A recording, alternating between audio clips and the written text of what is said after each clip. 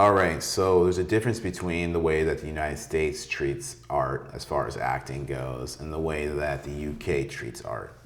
In the UK, it's the theater capital, as you told me, and here in the United States, I think we're more like the fame capital. We're Yeah, more like entertainment, entertainment, celebrities, influencers, whatever. Yeah. right, is everything here. And and so once we come to the technical parts of things, the professional parts of things, a lot of actors in the UK perform really well here and get a lot of jobs here and just really excel here because they take it back down to the root craft of it all. Um, and so what I would like to, as we started, what I'd like to ask is, where does where does craftsmanship where does that sit with you? What is the value of craftsmanship to you?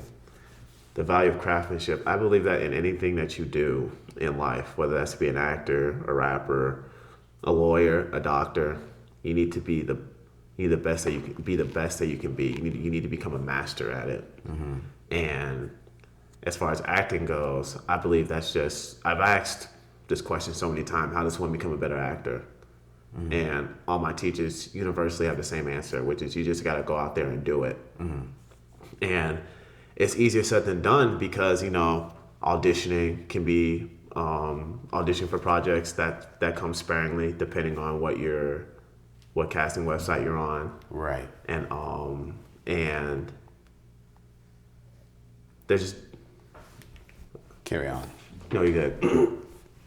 There's just different ways how you can just act consistently so you can always be training and flexing that muscle. Like my acting teacher said, if you're acting, your craft is like your baby. If you're not feeding your baby's gonna die. That's one analogy for it. Yeah. Yeah, I've heard people use that reference of the baby when it comes to businesses. Your business is in its infantory stages. Or infancy or whatever, yeah. Yeah, exactly. I hear that a lot with startup businesses because it's true. It takes a lot of attention in the beginning. It takes up a lot of space. It does. For those who enter this industry and have like a relationship that's with someone who's not in the industry, a common thing you'll hear is this industry takes up a lot of space. A lot of jobs you can clock in and clock out of, but with acting, you almost have a feeling that you're never doing enough. Mm-hmm. And a lot of times I do feel that way, and I've always, like I said, I would always ask my teachers, what should I be doing more? Should I be doing more? And they all say the same thing. Just become the best actor that you can be and focus on the craft. Don't focus on anything else. Even submitting for auditions, definitely do that because you're going to be working on your craft if you do get an audition back. They say do monologues, memorize sonnets, read plays, read scripts. There's different ways how you can work on your acting every day. But they said don't work on it every day. You're going to burn yourself out. But yeah. As far as going back to your original question of craftsmanship is very, very important. And while we all know there's a business side to acting, right? Mm-hmm. At least the acting industry, you still need to focus on becoming the best actor that you could be and becoming a master at your craft and knowing your process and everything. Because at the end of the day, that's going to help you book the job as well. Yes, let's talk about the job. What is an actor's job? Tell stories and be truthful. I couldn't say it any better myself. That's exactly what I was going to say. When you're an actor, because that's another thing here in the States, when people hear the word actor, they think of fame and things like that. Yeah. But they never think about what the job title entails or what it actually means. To be an actor, you're trying to tell a story in the most believable manner it could be told, the most honest manner. Imagine someone telling a story of your life, whoever's listening to this. Imagine someone telling a story of your life. You pass away and there's somebody who has to play you and honor your story. Imagine how many things, how many little nuances you do, how many mannerisms you have, how many times you're stuck in your own head, how many times that you break eye contact, how long you hold eye contact, how much you fiddle with your fingers, how you sit, how you talk, where does your voice sit, where does your energy sit. All those things the actor has to have in consideration when they play you. A good actor will, wear the wardrobe and go about it, and a good actor will master your walk. An amazing actor will master your breathing. And you got to think about that when it comes to this job title, this field, that it's not about making up. It's not about makeup. It's about stripping down. And I think a lot of people need to know that before they get into acting. I know a lot of people get hung up on like the beauty aspect of it, or The fame. right? The glamour of it. Though it's not about makeup. It's about stripping down, showing the raw parts of yourself, because we all have those moments in real life. We're replicating life. I had a friend who often says this. He says he's quite religious, and what he says is, this is the closest we get to our creator because we're creating something that never existed prior to us. And so when you write a script, you're doing exactly, if we're made in God's image, or we're made in a certain light, we're recreating.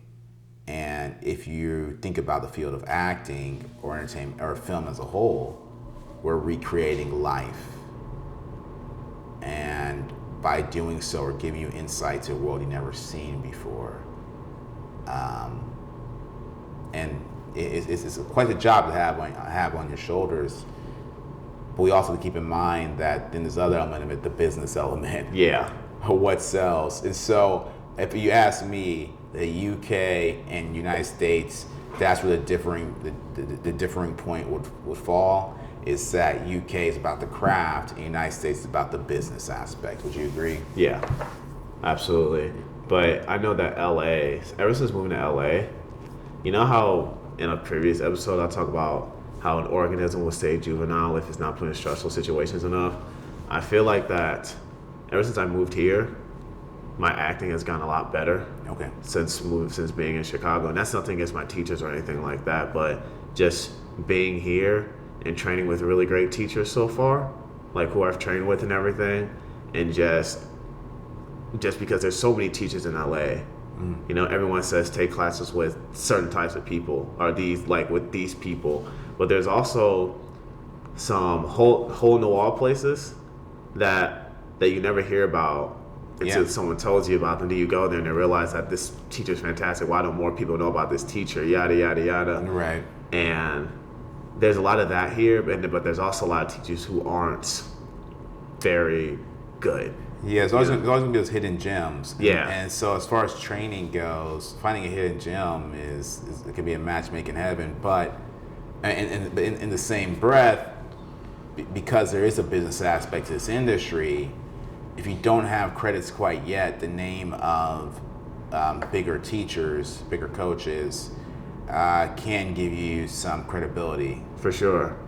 So it's between those two.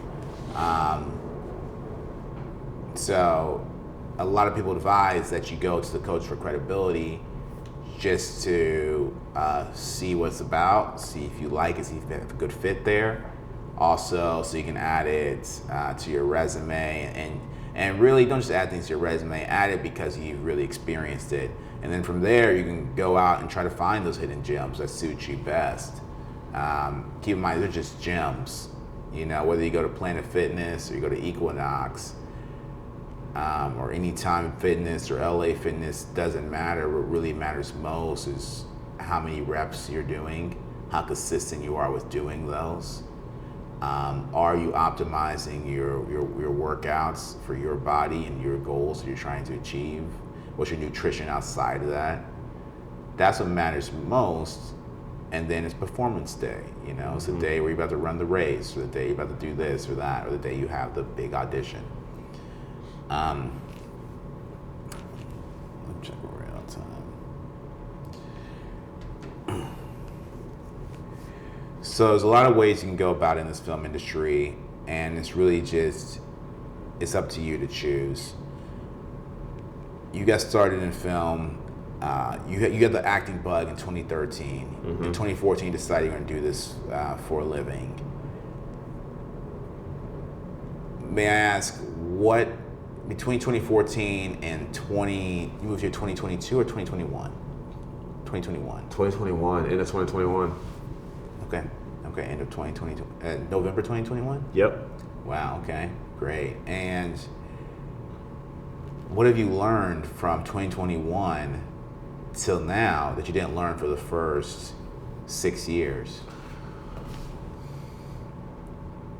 I would say that there was a lot of business stuff that I was unaware of when it comes to the acting industry until you actually move here and actually talk to other actors who've been here for a long time, and they tell you about the mistakes that they've made Right. and everything. And the biggest one that I heard was that this actress that I know was writing this movie, and she was co-writing it with someone else. Well, the co-writer, since the main script was on his computer, he went behind her back and sold the project to someone else. And she had to go to court to, I don't know if she went to court, I can't remember how the story went exactly, how she was able to fight that. Right. But she says, she always told me, like, Josh, keep a copy of the script on all times on your computer. On all times. Just so if you're co-writing with someone, Right. just so you can have a copy, that person has a copy, they can't take that copy and try to go pass it off as their own and sell it. She trusted this person 100%, but this person went behind her back and tried to sell the project. And she also told me that she's been a part of projects that she did her very, very best. She did her best work, and they never got finished. And I thought that, I remember in yesterday's episode, I was talking about how it's part of a project that didn't finish. I thought that was just because that city, I felt like they didn't take it seriously enough. But no, that happens a lot more than you think, and I didn't know that. Oh, yeah. Yeah, and she did, this actress put me on game like so much. She said, Josh, focus on TV. She says, TV is where the money is and where you're going to be seeing the most. Like, if you focus on feature films, it's probably never going to get finished, especially in the indie world. So she said, focus on TV. She says, TV, TV, TV. Try to get booked for TV, and if you get booked for feature films, that's awesome. But she says, focus on TV, streaming, whatever. And that was just something I didn't know. You know, as an actor, you think, oh, I want to be like Denzel Washington, I want to be in feature films and all that stuff. But she said no, and a lot of people actually backed up what she said too. Yeah. Yeah. And that's great insight. You know, I've heard something similar for writers for sure. We'll circle back around to this For sure. Black Hollywood.